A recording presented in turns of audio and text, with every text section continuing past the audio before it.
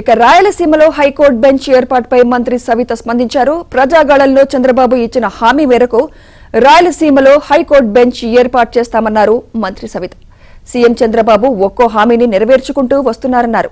మంత్రి నారా లోకేష్ చెప్పినట్లు ఏడాదిలోగా కర్నూలులో శాశ్వత హైకోర్టు బెంచ్ ఏర్పాటు చేస్తామంటున్న మంత్రి సవితతో మా ప్రతినిధి సత్య ఫేస్ టు ఫేస్.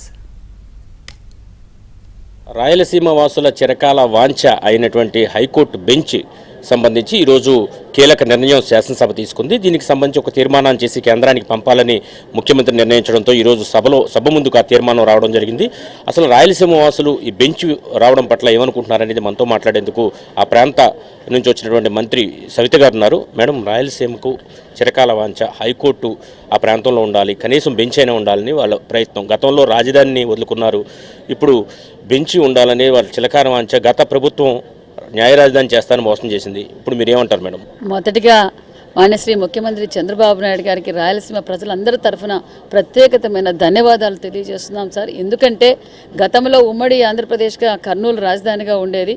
మరి మనకందరికీ తెలిసిన పరిస్థితులే. మరి ఏదైతే ఈరోజు రాయలసీమ అభివృద్ధి జరిగిందంటే అది కనిపించేది ముఖ్యమంత్రి చంద్రబాబు నాయుడు గారి పేరు కనిపిస్తుంది. ఎందుకంటే ఒక పక్క సాగునీరు కావచ్చు, తాగునీరు కావచ్చు, పరిశ్రమలు కావచ్చు, విద్యా సంస్థలు కావచ్చు, ఏదైనా విజనరీ లీడర్ ముఖ్యమంత్రి చంద్రబాబు నాయుడు గారు రాయలసీమకు అన్ని విధాలుగా అభివృద్ధి చేశారు. ఈరోజు ఏదైతే ఎన్నికల సమయంలో మాట చెప్పారో ఆ మాట నిలబెట్టుకున్న ముఖ్యమంత్రి మాన్యశ్రీ చంద్రబాబు నాయుడు గారు చెప్పాలి.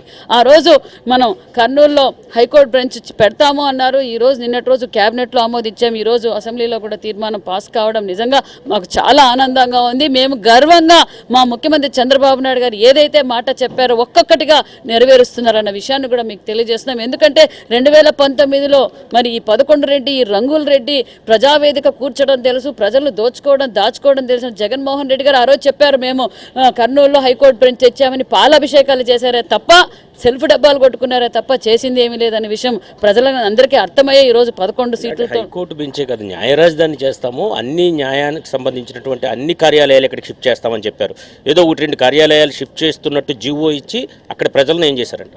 అది అక్కడ కూడా ఒక రియల్ ఎస్టేట్ వ్యాపారం అండి, అది కూడా ఒక వ్యాపారమే. అక్కడ చేసింది ఏమీ లేదన్న విషయం మనకు తెలుసు. 3 రాజధానులు అన్నారు, మరి ఈరోజు మరి కర్నూలు విషయం హైకోర్టు బెంచ్ అన్నారు. ఇవన్నీ ప్రజల్ని ఏ విధంగా మోసం చేయాలనుకుంటే ప్రజలు ఆయనకు కూడా బుద్ధి చెప్పారు. ఈ మోసపూరిత రెడ్డికి ఏ విధంగా అయితే బుద్ధి చెప్పారు, మరి రాయలసీమ పులిబిడ్డ, రాయలసీమ బిడ్డ అన్న రాయలసీమ ద్రోహి ఈ జగన్మోహన్ రెడ్డి అన్న విషయాన్ని కూడా మీకు తెలియజేస్తున్నా. నిజంగా ఈరోజు మరికొన్ని పరిశ్రమలు కూడా రాయలసీమకు రాబోతున్నాయి. నిన్నటి రోజు మడకశిర నియోజకవర్గానికి ఒక పరిశ్రమ వచ్చింది, మా పెనుగొండ నియోజకవర్గానికి కూడా నిన్న పరిశ్రమ ఎంఓయూ అయింది. అదేవిధంగా అనేక పరిశ్రమలు రాష్ట్ర వ్యాప్తంగా నారా లోకేష్ గారు బల్బం కొట్టుకొని ఇతర దేశాలకు వెళ్ళి పరిశ్రమలు తీసుకొస్తున్నారు. అదేవిధంగా పారిశ్రామికవేత్తలు కూడా అనేక మంది క్యూ కడుతున్నారు. అంటే ఆ బ్రాండ్ ముఖ్యమంత్రి చంద్రబాబు నాయుడు గారు ఉన్నారు, ఇక్కడ పరిశ్రమలు పెడితే అన్ని విధాలుగా బాగుపడుతుంది, 20 లక్షల ఉద్యోగాలు కూడా మేము ఇవ్వబోతున్నాం అనేది కూడా మేము ధైర్యంగా చెప్పగలుగుతున్నాం. జగన్మోహన్ రెడ్డి ఆంధ్రప్రదేశ్ ద్రోహి అనే విషయాన్ని అర్థమైపోయింది. రంగుల రెడ్డికి కూడా అర్థమైపోయి ఆయనే ఒప్పుకున్నారండి. ఈరోజు అసెంబ్లీలోకి ఎందుకు రావడం లేదు? ఆయన అసెంబ్లీలోకి వచ్చి మాట్లాడే అర్హత ఆయన కోల్పోయారు. ఫైనల్గా ఒక విషయం చెప్పండి మేడం, మంత్రి లోకేష్ గారు కూడా సంవత్సరంలోగా, అంటే కేవలం తీర్మానం చేసి పంపడమే కాదు, సంవత్సరంలోగా అక్కడ బెంచ్ ఏర్పాటు చేస్తామంటారు. సాధ్యమైన సంవత్సరంలోగా అవుతుందంట? ఖచ్చితంగా చేస్తామండి. ఇందాకే మన లోకేష్ బాబు గారు ఫిబ్రవరి మార్చి కంతా ఖచ్చితంగా బెంచ్ ఏర్పాటు చేస్తాం. అన్నీ చేస్తున్నాం, ఏది చేయలేదు చెప్పండి.